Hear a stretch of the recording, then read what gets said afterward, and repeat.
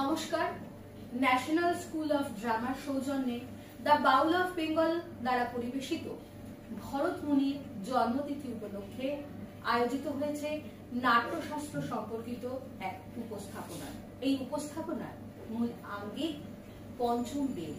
উপস্থাপনা করতে চলেছে দ্য বাউল অফ বেঙ্গলের 17 জন কলাকুশলী। এই উপস্থাপনাটি আপনাদের সামনে খুব শীঘ্রই আমরা দেবাভাগং যথা পূর্বে সঞ্জনান উপাসতে সমান মন্ত্র সমিতি সমানি মনস্য চিত্তমেষাম সমানং মন্ত্র বিমন্ত্রেব সমানেন ভবিষা জুহমি সমানাকুতিব সমানা হৃদয়ানিব সমানমস্তু মন যথা সুসাহাগ্রসি তেজ মহিধে বীর্যংমসি বীর্যং মহিধে বলংমসি বলং মহিধে ওম অসৌতমা সদ্গময় তমোসমা জ্যোতির্গময় মৃত্যুর্মা অমৃতম গময় আবিরাবিদ্বেধি।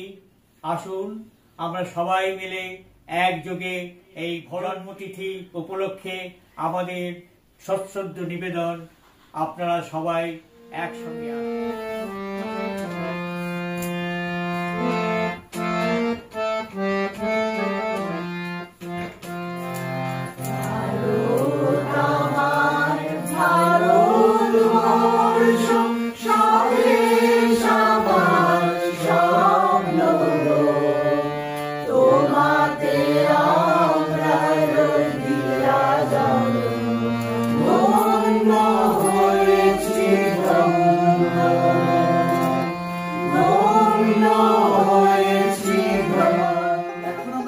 শিখলাম। আসুন সবাই মিলে তা বসেছিলাম।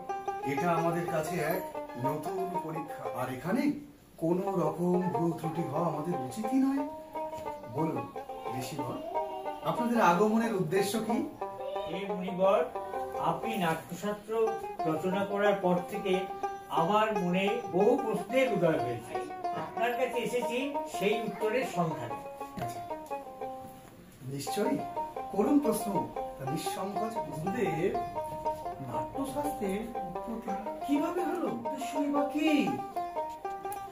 আপনি খুব ভালো একটি প্রশ্ন করেছেন। এই প্রশ্নটা কেবলমাত্র নাটকের স্বার্থেই নয়, সারমর্ম বোঝার একটি মাধ্যম।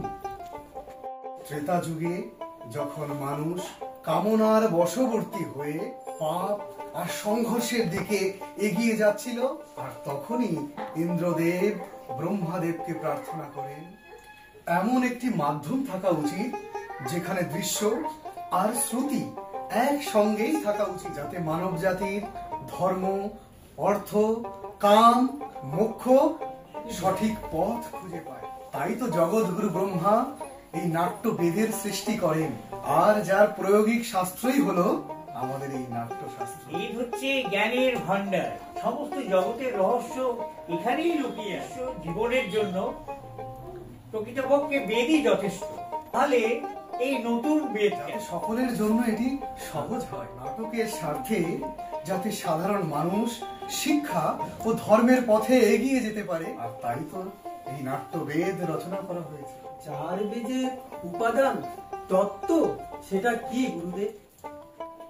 এই নাট্য শাস্ত্রের উপাদান হিসেবে ঋগ্বেদ থেকে কি জ্ঞানটা নেওয়া হয়েছে, আর সামবেদ থেকে সঙ্গীত, অন্যান্য কলা, আর অভিনয় কলা যজুর্বেদ থেকে, এবং সাধারণ মানুষের জীবনযাত্রার অর্থ, মোক্ষ, কাম ইত্যাদি সব অথর্ব থেকে এইভাবেই তো এটাকে রচনা করা হয়েছে।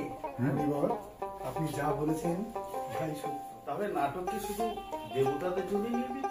ইহা অসুর কুলেরও ইহাই সন্দেহ ছিল, কিন্তু দেবকুল এবং অসুর কুল সবার জন্যই এই নাট্যশাস্ত্র। মুনিবর, নাট্যশিল্প একটা অদ্ভুত কলা। বেঁচে থাকার জন্য যেমন শ্বাস প্রশ্বাস নিতে হয়, ঠিক তেমনই এই শিল্পে। তাহলে সমাজে এই শিল্পকলাকে তাহলে অপ্রয়োজনীয় কেন বলা হয়? আমি একজন নীতি নির্ধারক নই।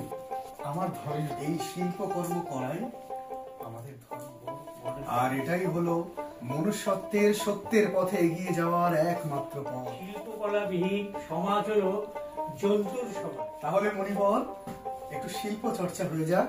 হ্যাঁ হ্যাঁ অবশ্যই অবশ্যই অবশ্যই।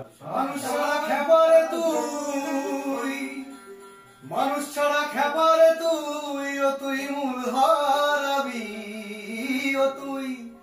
ও তুই মূল হারাবি। মানুষ বুঝলে শোনা, মানুষ হবি।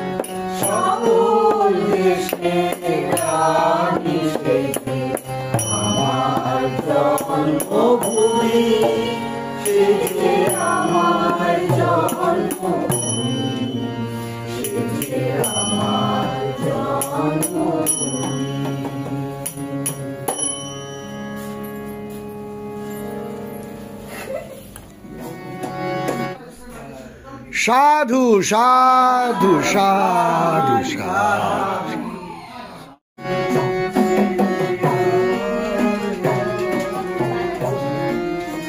চল